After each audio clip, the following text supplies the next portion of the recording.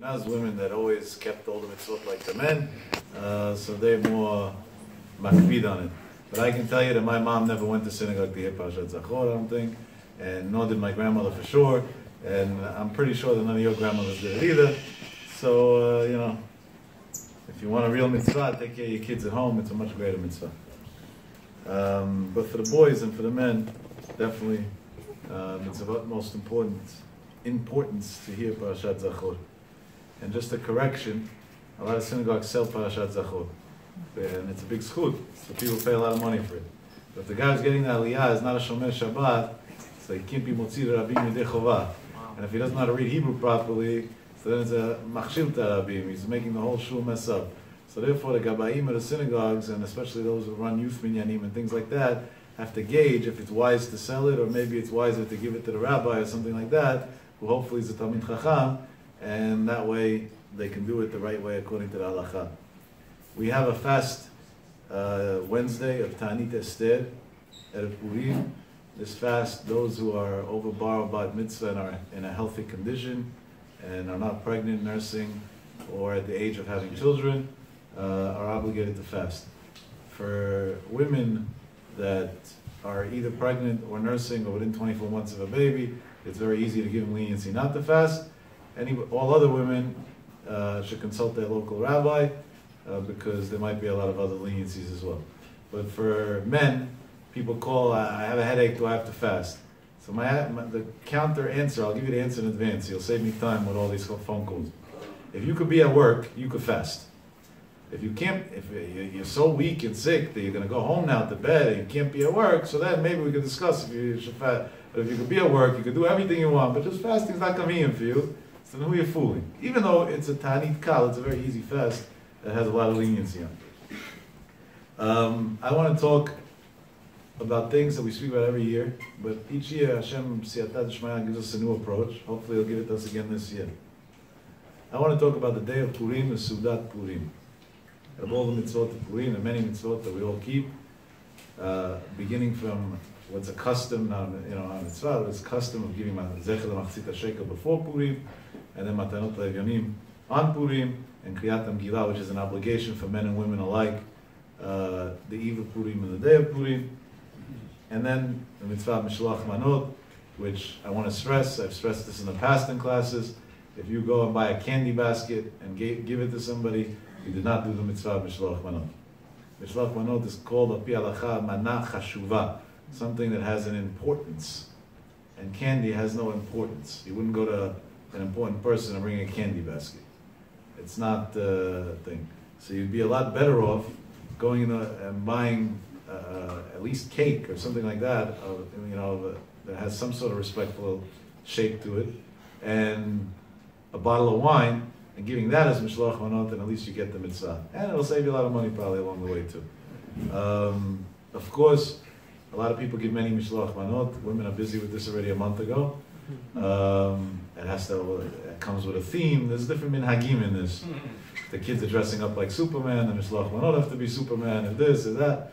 I called one of my donors for my fund, and I told him I have a costume recommendation for the kids. I'm sending him costumes for all his kids as a gift. So he thought probably I'm sending him Rav Yosef costumes or something. He was all excited. And he called me up today, he got the shipment today. And he says, you disappointed me, Yaakov. I said, why? He said, what type of crazy costume did you send me? What did I send him? It's the shape of $100 bills and it covers your whole body. So I said, what's this? That's what you sent me for costumes for my kids? I sent him the right sizes. I asked him each size. Each boy. I said, I know that the mishloach manot goes with the theme of the costume.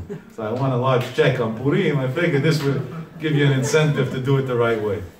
But we have anything from Batman and Superman and this man and that man, but I will tell you that the holy rabbis, 30 Sephardic rabbis, Talmidei Chachamim, Geonei Olam of our generation, Rosham, one of our Gdoladot today, Al-Badani, all wrote a letter and signed it. If you want, I can send it to you on WhatsApp. I have the copy of the letter saying that parents should really think twice before they pick costumes for their children, because a costume shows what a person is inside.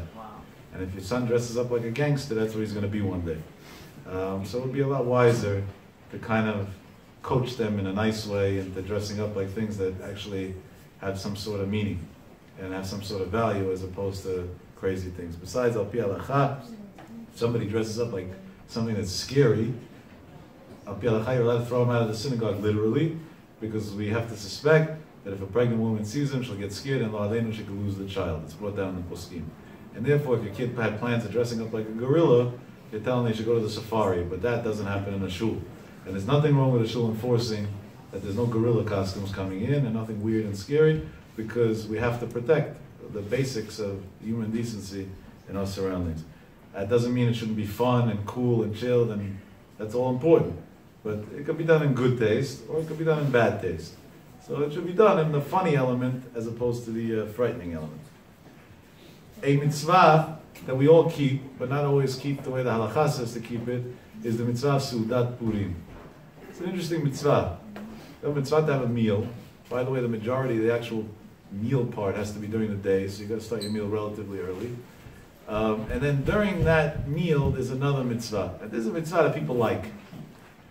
We learn it from a Dinah de Gemara, a Gemara that teaches us this mitzvah. Mechayev inish livisumei bepuraya.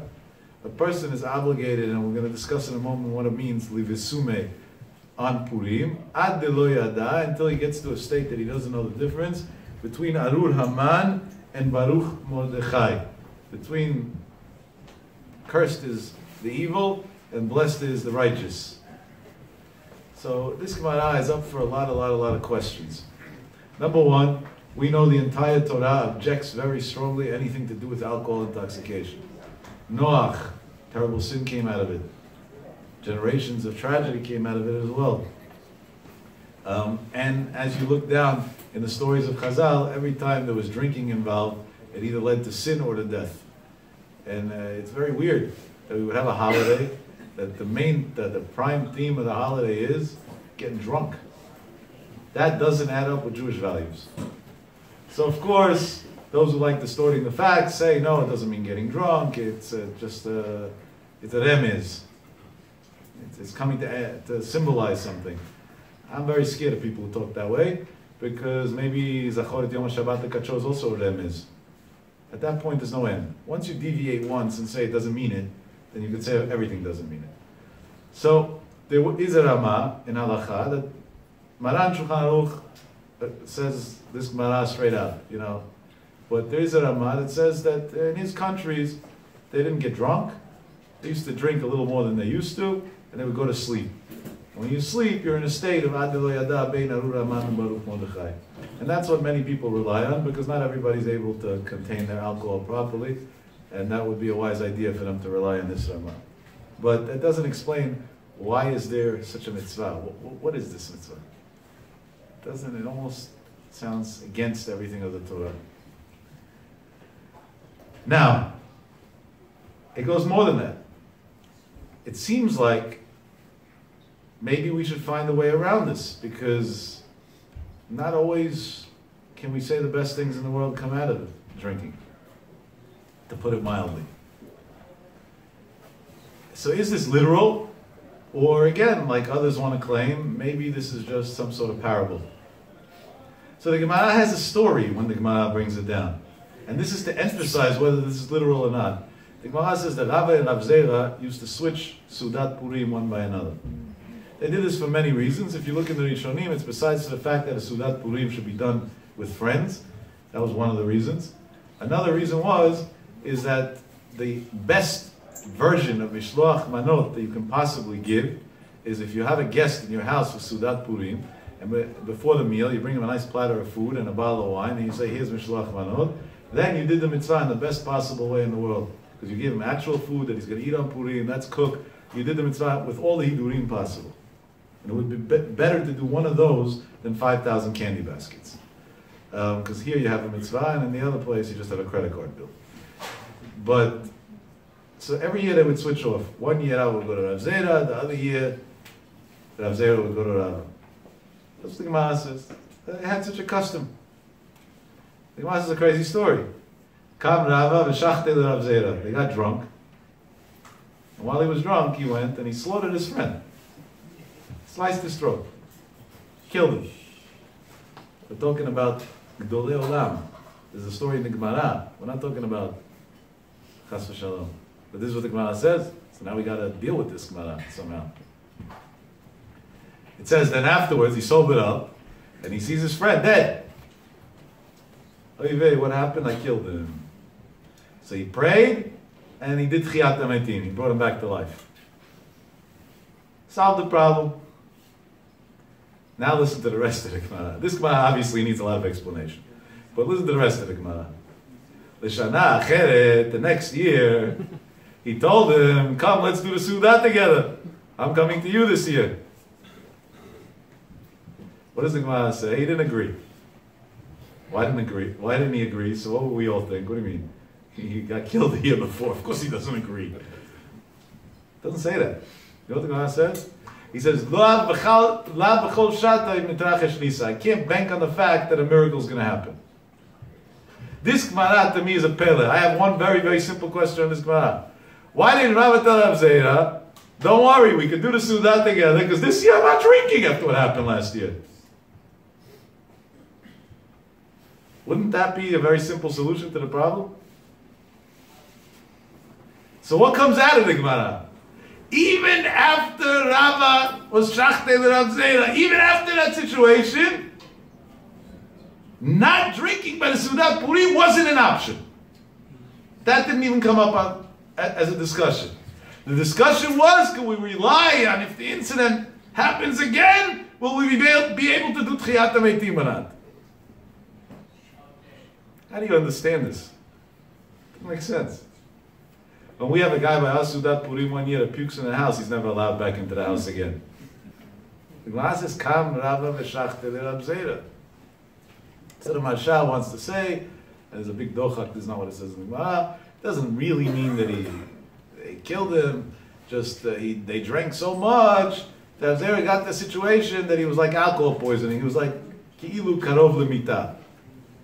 He like got sick, and what does Tchiyat HaMeitim mean? He prayed for him that he should feel better. If that's the case, so what's the problem with doing the Sudah the next year? You should have told him, we're going to do the Sudah together, and Rav Zera, who had an alcohol problem, won't drink. Not God forbid an alcohol problem is a medical of it. But he got sick from it the year before, so if you're sick, you're not allowed to do it. So you have to understand that, Masha. One day Hashem should help that we should understand that. I don't understand. If you look, the Sifrei Kabbalah, sourced in the Zohar and other places, Rav Yaakov Sofer from Bnei Brak wrote a whole sefer on this subject, or the majority of a sefer of his that has to do with Purim on this subject. In the Kabbalah it says that this is pshuto k'mashma'od, that a person should drink to the point of he's in a different world. But the Gemara's criteria is ad lo yada bein aru Haman lebaruch Mordechai. Until you don't know the difference between cursed is Haman and blessed is Mordechai.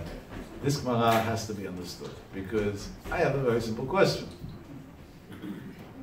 I don't care how drunk you get. If I ask you, was Hitler a bad guy? You're always going to say yes. If I ask you, was Rav Shach tzaddik? You're always going to say yeah. I don't care how drunk you are.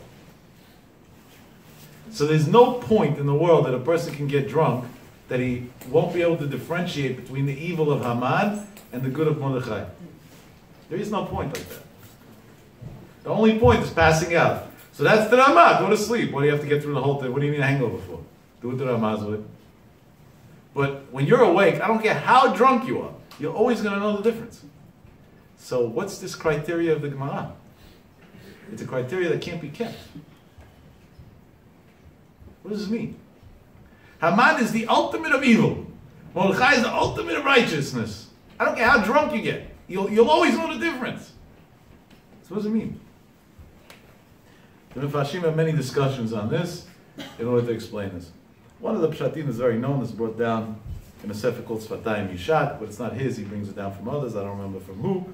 He says a very cute pshat. Of course it's not pshat, it's a nice remez, just to have a nice thing to say over by the table tomorrow, but this is not pshat. He says the numeric value, the gematria, the words Baruch Haman is 502. The numeric value of Baruch Mordechai is 502. The numeric value of Arur Haman is also 502. He says a person should get drunk to the point that he doesn't know how to do a gematria to calculate the numbers in his mind. That's pretty easy. Most people hear a couple of shots, they wouldn't be able to know that. But that's obviously not applicable in halakha or in the Gemara. It's a beautiful remez. But you have to understand something else. Why is it like that? Arur Haman and Baruch Mordechai should have the same numeric value. It's not a coincidence. There has to be a reason for that. And that he doesn't explain it. What's the pshat? What's the depth of this? He also, by the way, if we're already talking about it, adds on a very nice thing. He says, we had 3 forefathers, Abraham, Yitzchak, and Yaakov. If you look at the amount of years that they lived, so you see a very interesting thing. Abraham lived 175 years, right? Originally he was supposed to live 180. Then they took him 5 years earlier, so you shouldn't suffer from seeing what type of grandchild he had. Yitzchak lived 180 years, Yaakov lived 147 years. As a result, again, he was supposed to live 180, but because of the extra words that he told Paro complaining about his life, he lost years of his life. Do the math, 147 plus 180 plus 175 equals 502. So the amount of years that the Avot HaKoshim lived is identical to this Arur Haman Baruch Mordechai theme. That's a nice thing. Great that he had a good calculator that figured it out. But what does that mean? What does that have to do with me and you? It's a nice pshat. It's not mine, I saw it. I actually saw it in the pamphlet that the guy was giving out before. And when I read it, I said, wait a second. What is that? Okay, it's cute, it's brilliant, but what does it mean? So of course, if I was in the marketing business, I could have sold you this pshat in half an hour now and said, brilliant, remez, gimatria, it would have sounded all holy, we make a few hand motions and a few things, and in reality, that's a nice way to smear an hour. We try to walk away with substance. So let's see what we can learn from this that has to do with us. What does this whole situation apply to us? What does ad lo yada mean? Till you don't know. Our whole life is about knowing, no?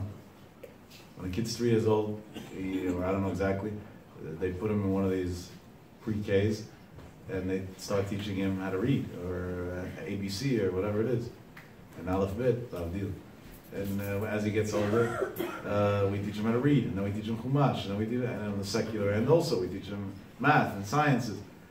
He finishes 8th grade, he already knows, he knows all the basics. He's not done, go to high school. Finishes high school, not done, go to college. Finishes a bachelor's degree, not done, go to a master's program. Most people, they finish a master's program, unless they scored a really good job. Now let's get a PhD, meaning knowledge is something that people always want to acquire. And that's in addition to street knowledge, meaning street smarts, business smarts, and so on. There's no end to knowledge. We're the human race, the healthy human race, not the sick human race, is always in the seek of obtaining more knowledge and knowing more and learning more. So to say that there's a mitzvah, that the whole criteria of it is anti-intellect, meaning to wipe out knowledge, ad lo yada, till you don't know, is against everything that the human race stands for. So that just makes the question even bigger. So what is this thing? Now we got to take it a step further. Rabbeinu Ari writes, if I had to bet every single person in this room knows this, that what's the holiest day of the year? So of course, Yom Kippur, right? Because it's a pasuk, Yamim Yitzar v'lo echad b'hem. It's talking about Yom Kippur. Yetzirah doesn't have a power in Yom Kippur. The Ari writes it's not true. Ari says Purim midoraita, Yom Kippur midoraita originally could have been the holiest day of the year. But the Torah doesn't say Yom Kippur, it says Yom Kippurim. Chaf, in Lashon HaKodesh means like. Ki, like.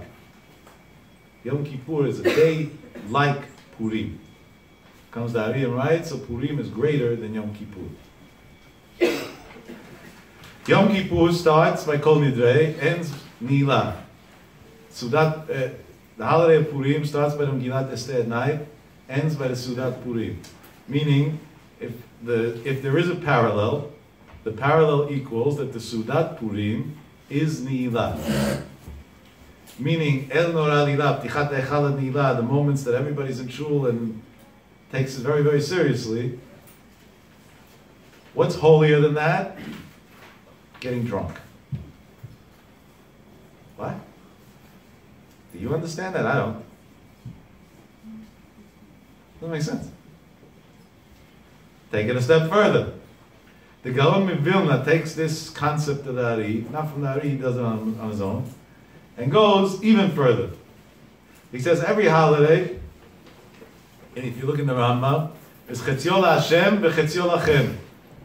The Rambam writes that the way we do holidays, we go to synagogue, we stay there until half the day, we pray, we learn, whatever, and then we go home, we make a Sudah Gdolah until the end of the day.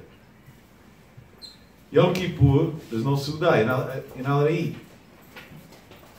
So there's no Chetzio Lachem. So the Gaon says, where's the Chetzio Lachem of Yom Kippur? What happened to the Chetzio Lachem? So really in Pshat, it's very simple. You get forgiveness for your sins. What could be a greater Lachem than that? That's the greatest thing for you. But the Gaon Mivilna says, no. He says, you want to know where the Chetzio Lachem of Yom Kippur is? PURIM. They're connected. They're considered one day. It's one long day. The first half is LaHashem, you're in the synagogue. The second half is PURIM, where all the mitzvot are materialistic. Give gifts, this, to help people out, drink, eat. It's all Lachem. If the Gaon Mivilna takes the 2 days of Yom Kippur and PURIM and turns them into one long day, now we got to understand, wait a second. How do you do that? That's a pretty large transition. From a chazan to a DJ, from tears to laughter, from starvation to a big feast, from thirst to wine. That's pretty big. How does that work? And the Gaon didn't give us parables. He meant it as a fact, as a literal thing. So we got the Ari saying Purim is greater than Yom Kippur. We got the Gaon saying it's part of the actual day. Half a year later, but it's part of the actual day.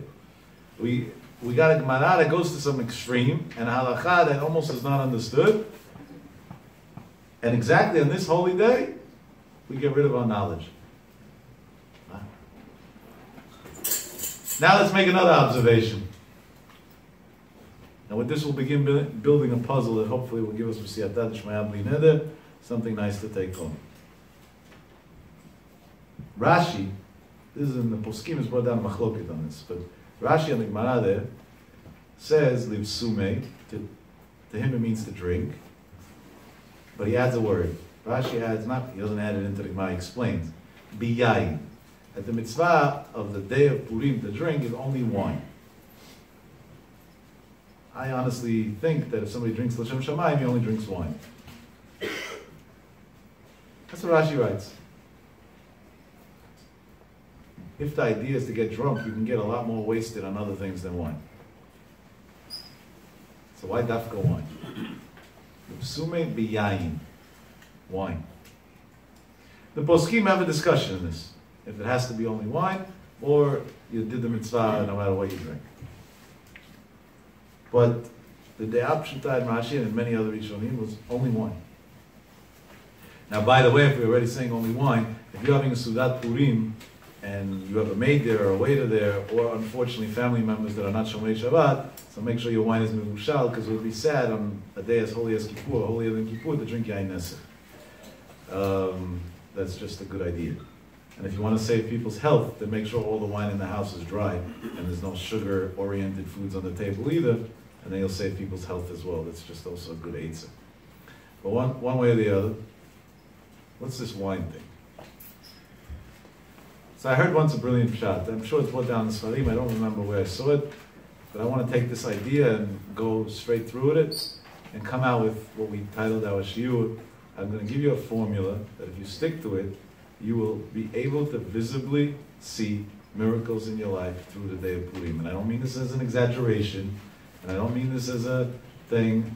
I mean it literally. Pshuto k'mashmo.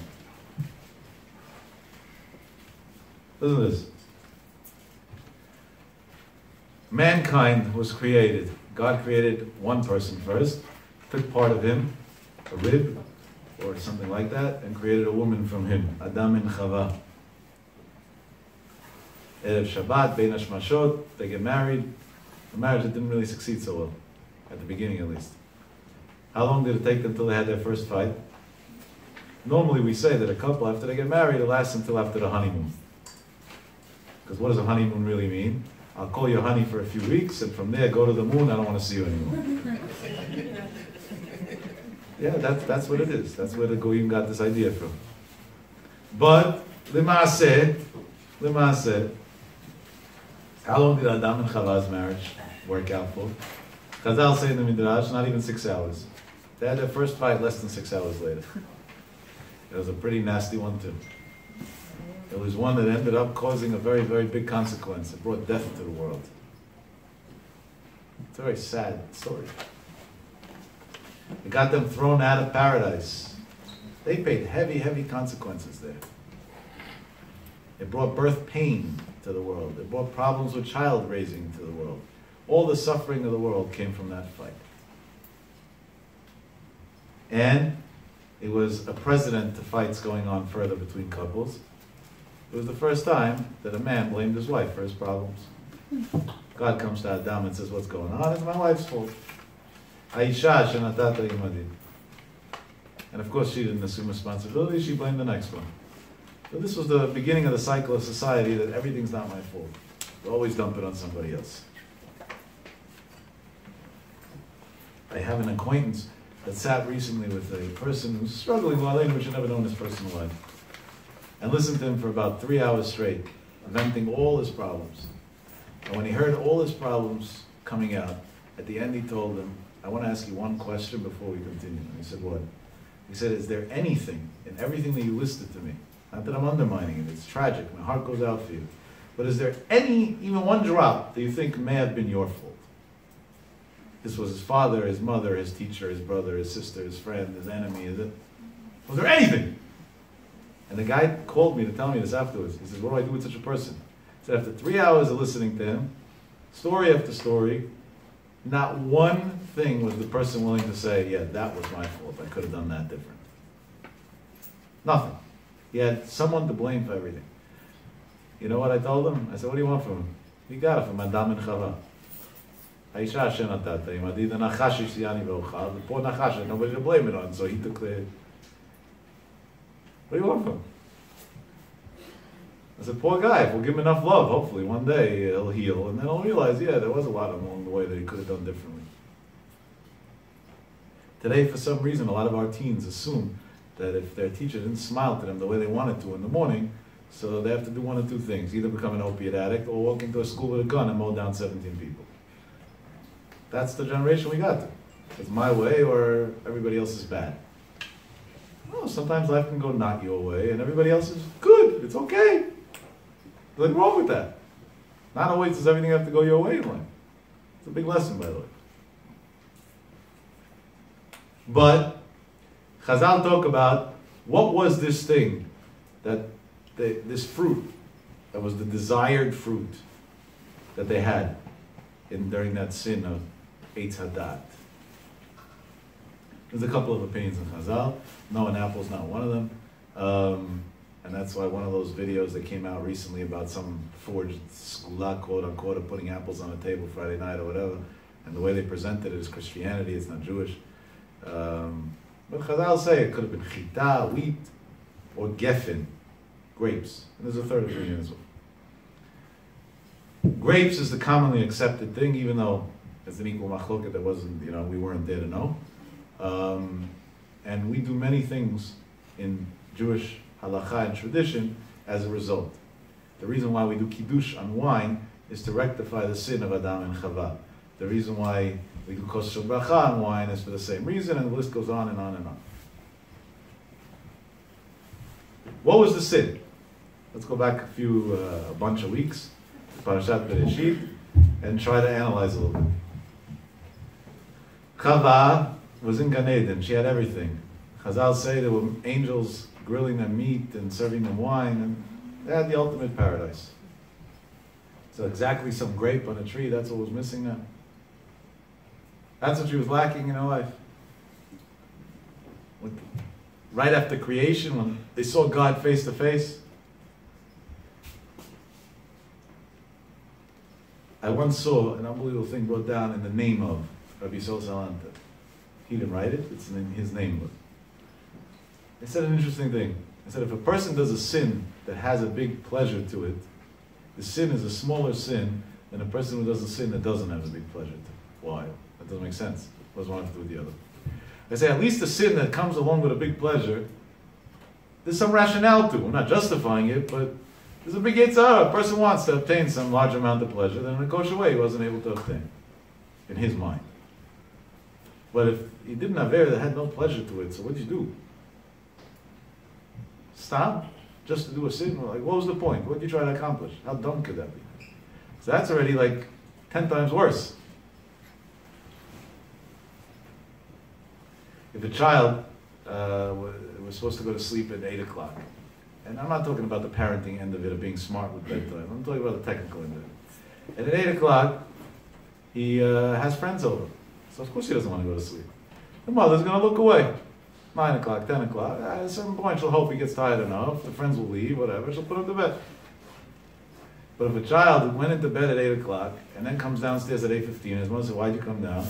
And he looks at his mother to her face and he says, I came down to upset you. That was my goal. That already is going to upset the mother. She's going to be upset very quickly. I'm not saying how she should handle it. That's a separate subject. Depends who you ask. Some people would say throw him out of the house, otherwise known as murdering. Those of us that are not murderers would say, you know, swallow your pride and deal with it in a mature way. But at the end of the day, does the mother have a right to be upset and frustrated at that point? Of course. What type of crazy thing is that?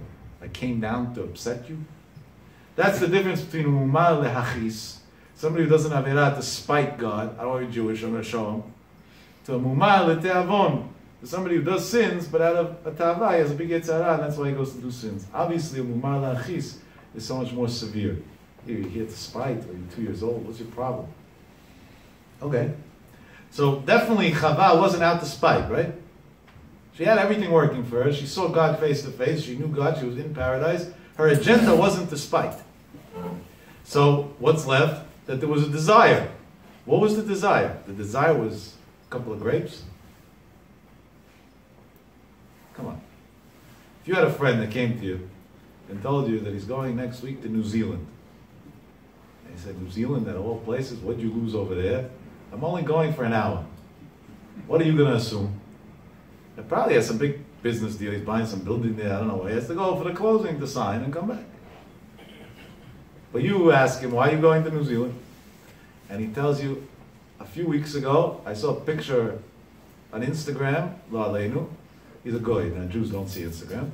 And on that picture, I saw that they have a grape tree that's unreal. A vine that's unreal. I want to go to New Zealand, get off the plane, pick a grape, eat it, and come back. I said, guy, it's high. Something's wrong. You're going to New Zealand, have a grape? That's what he's taking flying to the end of the world for? For what? Right? Chavetz Chaim, by the way, has an unbelievable thing. I always thought that this was a mashal. Recently, I reread the story in the Sefer, and it says in the Sefer, the story of the life of Chavetz Chaim Poalov. It's a real story. Rather than in the shul of the shtibel, not in the yeshiva, in the alternative place, there was like a poor guy who was like a semi-homeless. People used to feel bad for, but he was also very annoying. So you wanted to be nice to him, but he made it hard to be nice to him. Some people really make you make an effort to be nice to them. And when this guy was there, so one day he went to one of the rich guys in town, and he asked him that he wants to use a little bit of his snuff tobacco. This guy didn't have patience with him. He was on his way leaving shul, whatever. I'm not saying it's right. He should have stopped and given him. Poor guy, you know, lo aleinu, we should never know. But he didn't. And he like brushed him off and went on his merry way. The poor guy got upset, and he wasn't 100% normal also. And he said, crazy, he's not going to give me, I'm going to get my own. And he asked somebody, where do you get that tobacco? So the guy told him, that tobacco, he's a rich guy, you don't get it in this town. There's a town that's far away, over there they make this tobacco. So he went walking for 2 days, by foot, because he couldn't afford to take a train, to the town where they made the tobacco.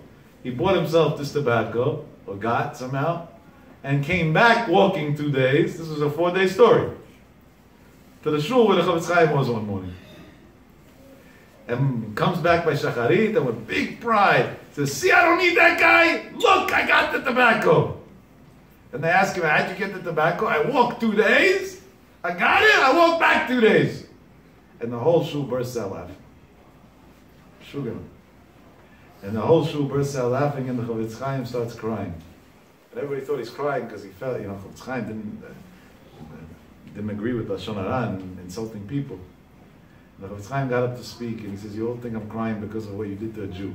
That you're going to have to deal with Hashem one day that you embarrassed a Jew. That's not why I'm crying, but." He says he walked 2 days, came back 2 days with tobacco, and with good tobacco, and everybody's laughing and making fun. And your neshama came from Kisei HaKavod, the Chelek Elo Kamimar. It traveled trillions of light years down into your body. And 120 years later, it travels trillions of light years back up to Hashem. And in Bezdin Shel Mala, they're going to say, "What'd you bring with you? A little tobacco?" How embarrassing is that going to be? How are they going to laugh at you in Shamayim at that point? The Chavetz Chaim ended off, and that's Gehenna. So there's no fire, that's Gehenna. How stupid are you going to look? They took a neshama, trillions of years sent down to the world, for you to make a few parties, for you to go out at night, do a few averos on the way. For that? Just that feeling of being such an idiot is, that alone is going to, that's Gehenna, that's it. That's where it starts, that's where it ends.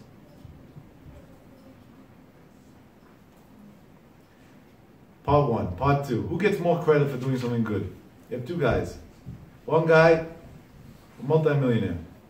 Somebody asked him for help. He's making a wedding. He needs a couple of $1,000. Gave it to him on the spot. Another guy makes an average salary. Fights very hard to survive. Guy came over to him. He's making a wedding in a couple of weeks. He needs a couple of $1,000. Can you help him out? He gave him a couple of $1,000. In Shamayim, who do you think they give more credit to? Obviously the laborer who didn't have, right? Because it came with much, much more of an effort. Meaning, in heaven, they give us reward based on how much effort we put in, not based on what we actually accomplished. We explained this from the Chavetz Chaim many times. Chava was in paradise. And then Nachash came to her and said, "Listen, I got news for you. What are you worth? You're a robot. You were created by God Himself. He gave you a soul. You have no evil inclinations. So you're living the good life in Gan Eden. Big deal." Chava said, "You know what, you're right. So what's the solution?" He says, "I'm going to give you from those grapes.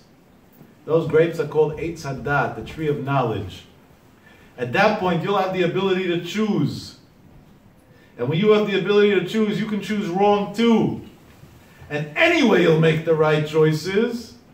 And at that point, you'll be worth something." She bought into the story. It sounds pretty convincing, no? And that's why she ate the grape. What did she do by eating that grape? She mixed her knowledge with Dat Elyon. She intervened with God's knowledge. God said, "You don't need that knowledge. It's okay. I'm fine with you as a robot." And she said, "No, I'm going to be smarter." If that's the case, now let's build a beautiful puzzle. Let's build a beautiful, beautiful puzzle.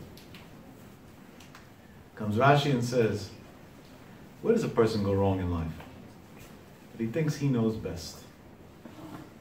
If a person doesn't feel that he knows, so he surrenders to God. If he surrenders to God, so at that point he lives a good life. He has no worry, no fear, no pain. Everything's perfect. It's all Hashem. The fact that we all have worry, fear, pain, and so on, means we're not willing to surrender to God.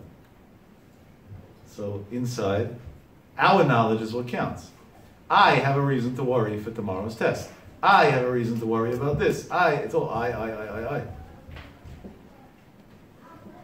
Comes HaKadosh Baruch Hu to a person, and he tells him, you want to reach a higher level than you reached on Yom Kippur?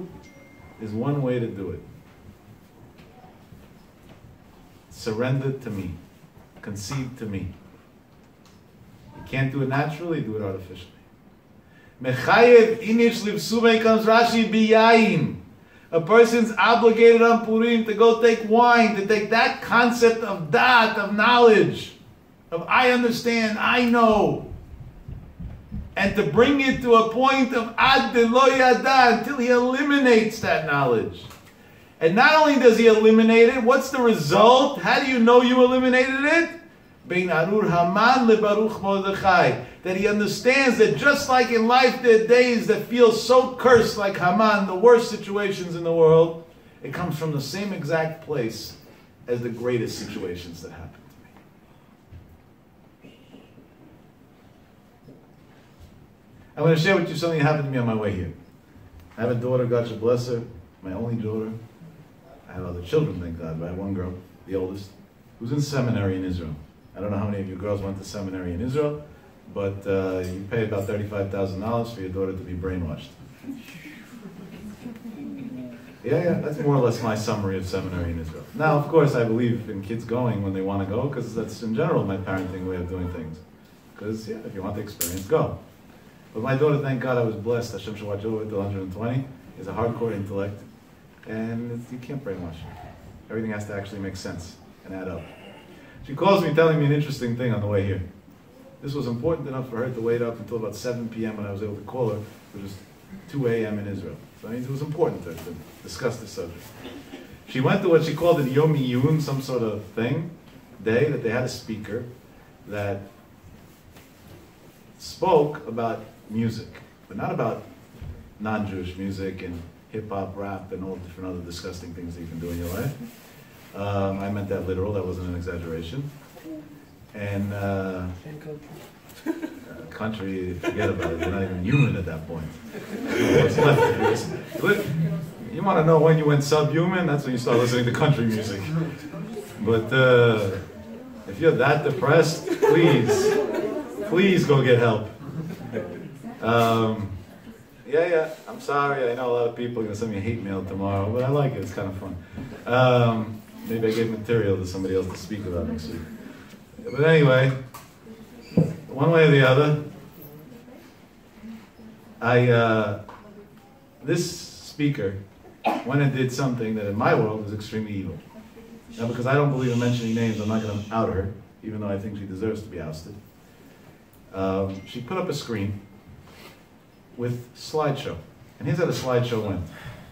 She put up a 9-year-old boy saying Kaddish by his father's grave that was murdered in Har Nof, in the Har Nof massacre in a synagogue. Obviously a very tragic scene to see, that even the coldest heart in the world melts in 3 seconds. And part of Kaddish is Yehei Shlama Rabba Min Shmaya. And then she puts up side by side a song from a Jewish music group singing Yehei Shlama Rabba Min Shmaya. And then she says, girls, look what you're listening to. And this was her way of trying to manipulate people out of listening to kosher Jewish music, because she had, I guess, some agenda with the singers. I don't know if there's anything lower in the world to stoop to that. If there was anybody who ever desecrated the soul of that person that passed away on that tragic day, which is a Kadosh Elyon, who was murdered al Kiddush Hashem in a synagogue, it was this woman yesterday. I don't think it gets any worse than that. There's nothing lower in this world that you can do than something like that. And my daughter says, what do you think, Dad, about that? I said, I think it's manipulation, brainwashing, sick, and everything else. But I also want to tell you one more interesting thing. And because she used the example of death, I'm going to use the example of death too. I said, I attend many, many funerals, unfortunately. Because out of being a friend and somebody who cares and somebody who's trained to deal with tragedy, I try to go show support to those who are in need in their weakest moments in their life. But I also, it's in my blood to make sure that people get buried according to the halakha, and unfortunately that's not so common anymore, because unless there's a Chevra Kadisha that's doing it not for money, but because they really care, they round so many corners along the way that causes a lot of harm to the neshama. And if the guy passed away and maybe he wasn't such a great tzaddik, at least let's give him a chance up there. So voluntarily for years I've been doing this. So I see a lot of moments of people standing in JFK and cargo area B by El Al when a body is about to go on the plane with the suitcases in simple English, and family is either going back home or to bury their loved one in Israel. But al pi halakha, the family members that are going back home, they start Shiva right now because they no longer metapel b'met, and they have to do Kriya. When they do Kriya, They make a blessing. They cut part. I don't want to show it on myself. My parents will live long and be well. It's enough I had to do kriya once on a brother. That was traumatic enough. But they cut their garment. Small amount. A shirt, if you're Sephardic, not a jacket. If you're Ashkenaz, could be your top garment. When you do that, you make a blessing. Baruch atah Hashem, blessed are you God. I'm skipping, you're going to get the rest of the blessing. 2 words at the end. Dayan ha'emet, the judge of truth. And I bless you that you should never know what this blessing is. Mashiach shall come before, there'll be no more death. We won't have to deal with things like this. But now let me tell you, an awkward moment that us in the rabbinic world have to ask the sons of the person that just died. And this is one of the most awkward things to possibly do. Did your father leave you an inheritance? And if yes, was it a house or something of large value financially? The guy's body is being sent into cargo. He just died. Isn't that a crazy question to ask? It's almost sick. No? Doesn't it feel that way? We ask that question. Why would we ask that question? What type of thing in the right mind to ask such a question? Because there's another halacha. That if you got an inheritance, you have to make a second blessing. Baruch atah Hashem hatov vehameitiv, who's good and who gives us good things. You know at that point, it's too early. What? It's too early. If they don't know, it's not applicable. But if they know, It's too early. If they know that they got an inheritance. Obviously, I'm not saying halacha. There's a lot of contingencies to this. It has to be very large amounts of money, and it has to be... There's a lot of contingencies. So I tell my daughter on the phone, I said, wait a second. Dayan ha'emet, hatov ha'meitiv, 1 second apart? How does that work together? You know why?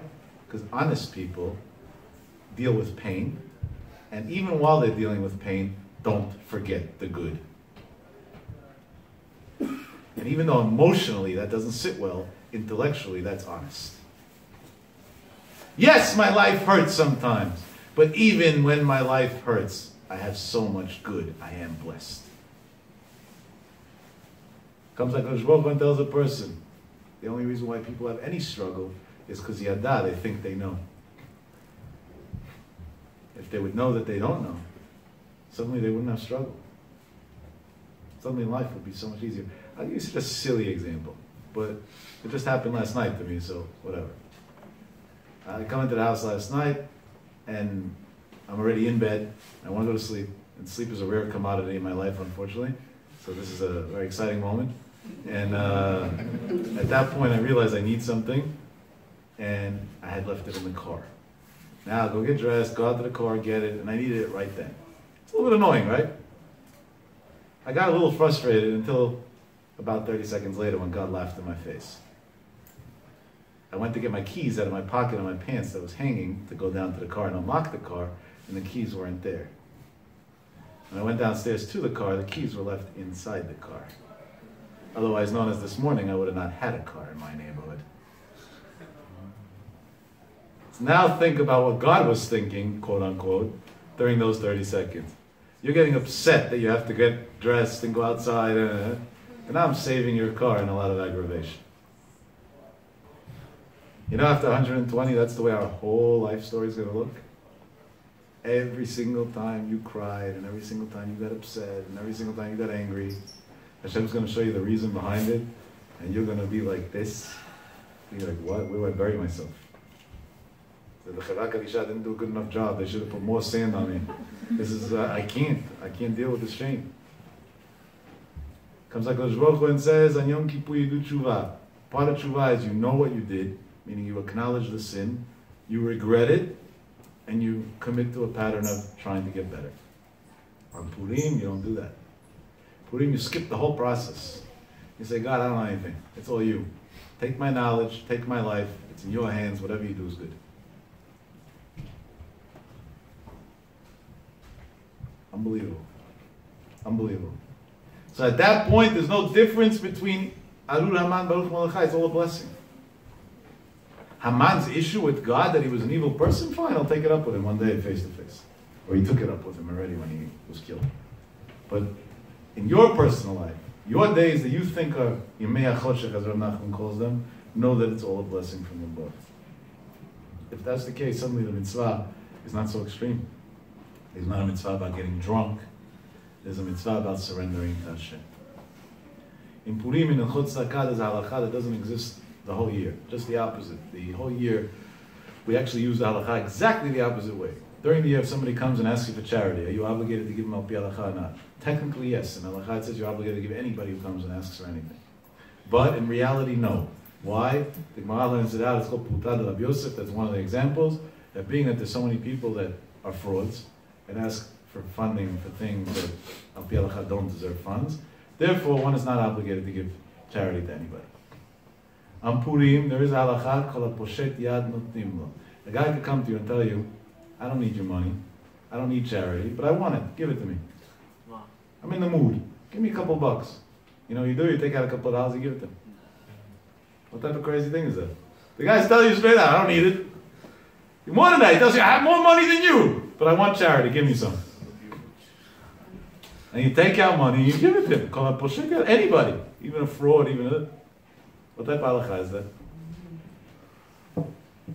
When you make a decision, if something's a cause that you believe in or not, or you contribute to or not, what's that decision based on? That. That means you're judging the validity of the cause, which during the year is very, very important. Yirmiyahu Navi prayed, that people should give charity to wasted sources. But on Purim comes God and says, you're getting rid of your dat, right? So what does getting rid of your dat mean? You don't know what's right or wrong or good or bad. So everybody's the same. What does it make a difference? Give everybody. The entire year comes the Sfarim HaKadoshim and right. When a person sticks out his hand to God and says, Ribbono shel olam, give me this, give me that, give me. HaKadosh Baruch Hu says, okay, let's check if you deserve. And I'd rather him not check mine. I don't know about you. Because then the answer might not be exactly the way we want it to be. On Purim, HaKadosh Baruch Hu says, if you get rid of your dat, if you get rid of the way you think, I get rid of mine.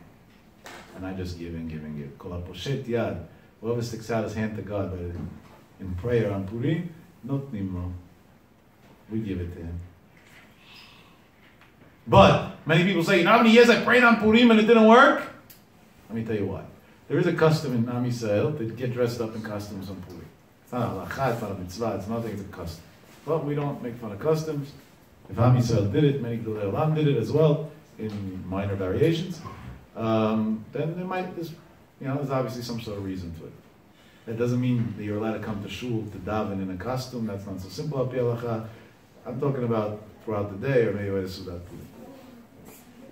What's this whole costume thing?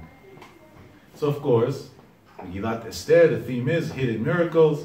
If it's a hidden miracle, so when you're behind the costume, it's like you're hiding. That's kind of the idea of the costume. But there's also something else. If you walk into shul, and the guy sitting near you is dressed up like a police officer. It's not a guy, it's a kid, he's 6 years old. Do you think he works for the NYPD? You have a 4-year-old, he has a big shirt, SWAT team, with one of those plastic fake guns. You think he's on the New York SWAT team? No. It's a costume. Somebody comes into shul and his face is painted some other color. I was going to say color, but these days you have to be careful. I don't want no riots outside. We don't need more Rodney Kings. Do you think that now his genes are from that country? No. It's a costume.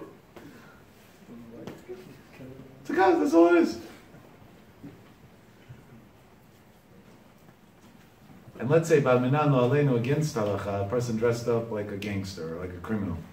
So do you decide that's it? You write him off, he's a criminal, nobody's going to have to talk to him again? No. Why? Again, it's a costume. Come Chazal HaKadoshim and they teach us an amazing thing. The holy rabbis teach us an amazing thing. They say, you want to know what the contingency for your prayers on Purim to be answered is that throughout the year you take upon yourself that every time you see a Jew doing a sin, You say, that's not him. It's just a costume. Inside is a pure soul that only wants to do the right thing. Just like in Ilchot Tzedakah, you can't judge. And you got to give everybody. God says, I'll do the same. I won't judge and I'll give everybody. But be contingent. Understand the contingency. That day you take upon yourself that this coming year, I will never judge a Jew. Moshe Schwab once said over there, Mordechai Schwab, his father, was in Yerushalayim in Givat Shaul. This was before they closed off Givat Shaul on Shabbat for cars. And it was Shabbat morning, they were walking to the synagogue and cars were driving by. Hashem Yerachim, Jews that don't know better. And Rav Schwab, every car that drove by, grabbed his son's hand and he told him, oh, Mazal Tov, that's a husband driving his wife to the hospital for a baby. And the next car drove by, he says, oh, Baruch Hashem, look what people, that's our teller guy going to a call to save a Jew. Am Yisrael so holy, they're saving each other. And like this car after car, after 20 cars, Moshe turned to his father and said, Dad, are you that naive? I live in a non-religious neighborhood. They drive on Shabbat. He says, I don't believe you. What does it mean? He said, whether they drive or not, I don't know and I don't want to know. He said, but if I judge them favorably, I didn't see a sin, so it doesn't affect my soul. If I judge them negatively, I saw a sin, and now it affects my soul. You want to know why people are depressed? Because all day long they're judging people and seeing negativity. If we would stop judging people and see positive things, suddenly life's fun. It's beautiful. Beautiful. Let me tell you the greatest story of my life, of a transition that I was influential in somebody's life in Israel. I have many great stories, Baruch Hashem, over the years Hashem gave me. But this, to me, was the best ever. I was driving in Israel, and it was in Tanya, on a regular local street, and somebody rear-ended me. It wasn't so bad, just a little damage to the car, nothing serious. I was perfectly fine, thank God. And there was a young boy, the guy looked maybe 20, 21, something like that, probably just got his license. And he was panicking. I don't know why, maybe he wasn't insured, maybe it is, yeah, but he was scared. He was crying. It didn't look good. It really didn't look good. I got out of the car, he got out of the car, and Israel cops don't come unless there's a fatality or a severe injury. So you got to work it out between you two. I had nobody to talk to. The guy was really out. He was in a different world. And instead of me being upset at him, I'm suddenly a psychologist.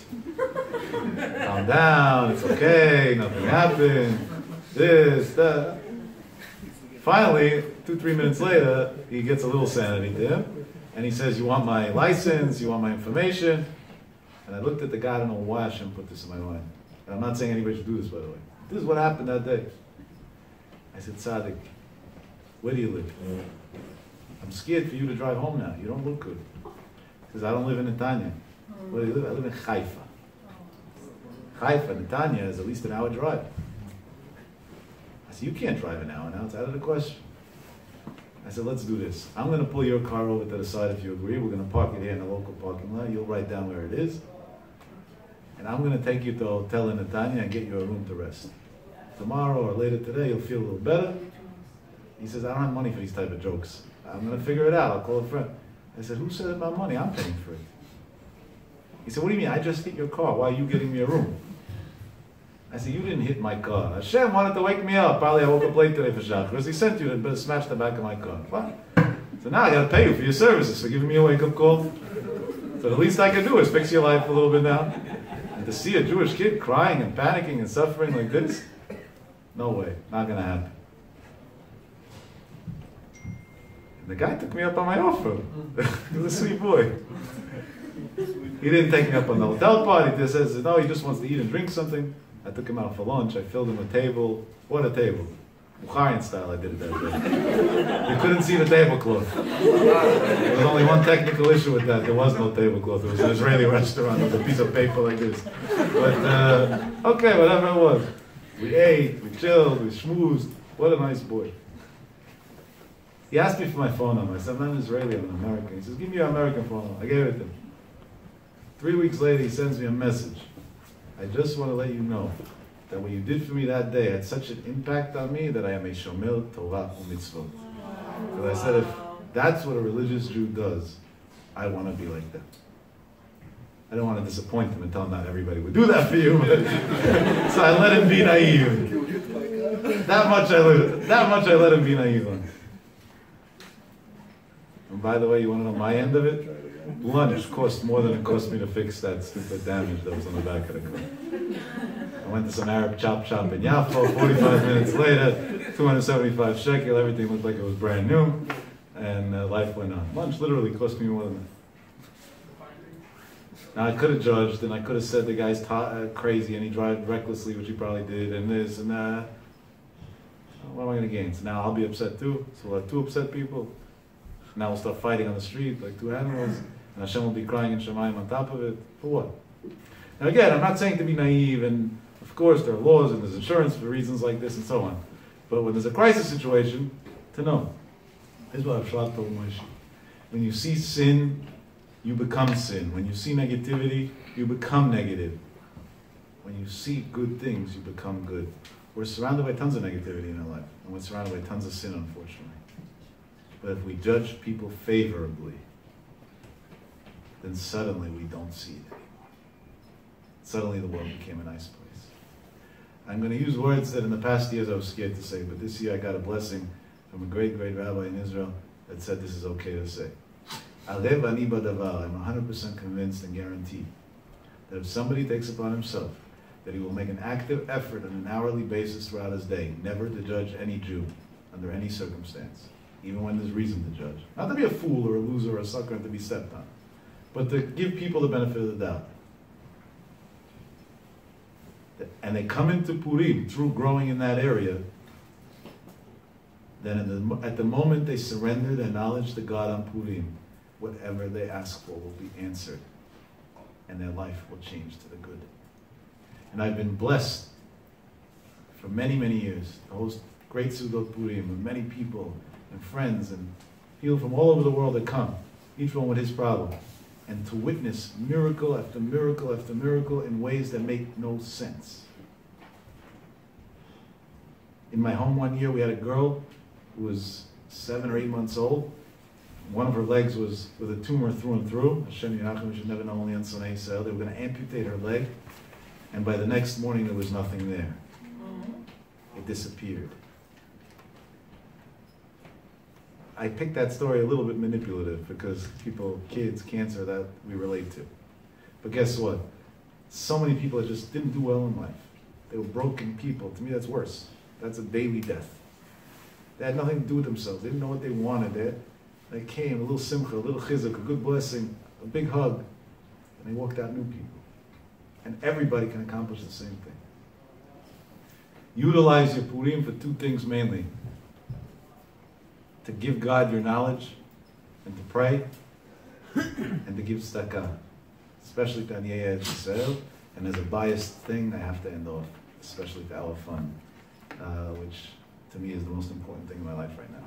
And I sacrifice a lot for it, a lot for it. And Purim will be a miracle maker. You'll see it live. After Purim, we'll all have stories to say. It's a crazy thing. No, it takes a lot of guts to say that when you're videoed and recorded and everything. That's evidence, convicting evidence. But I say it with a whole heart. And thank God this year I got a blessing from a very big Dol Torah. And I'm not sharing the name just because after Purim I want to share the name. I want it to be still a Davar Samui Min Ha'ayin now. Something that's hidden from the eye still. That told me that yes, 100% there's no doubt about it. And in retrospect, when you want the answer of why last Purim didn't work, now you got it. Think about how many people you judge today alone. And understand the story. God wants you to be told that is to understand that everything comes from Him. Hashem should help. We should have a very uplifting, happy celebration on Purim. Bezat Hashem, the youth meeting will be functioning as usual. We will have Mincha, Tanit Esther, and Megillat Esther at night. In the morning as well. Shacharim, Megillat Esther, and so on. You're all welcome to join, men and women. We will have a women's section, Bezat Hashem. The Khatam Sofer and other rabbis brought down in halakha in their tshuvot that they promised is an interesting thing. Anybody who learns Torah between the Megillah of the night and the Megillah of the day, they're going to bring them into Olam Haba. That's not a bad deal. So for the boys in the room, you should schedule at least a few minutes Purim night to learn some Torah. Wouldn't be a bad idea. And for the girls, a few minutes to read Tehillim would be an amazing idea, which is also a variation of Torah. And you know, if you come upstairs and you have an issue, you just say, I got a guarantee. And they'll come bail you out. It's not a bad deal. It's worth it. I have a charusa for many years. Purim night we learn. After the parties and we sit there we learn. It's an unbelievable thing. Hashem should help. It should be uplifting. And it should be a simcha that should last a day ad. Amen. Amen.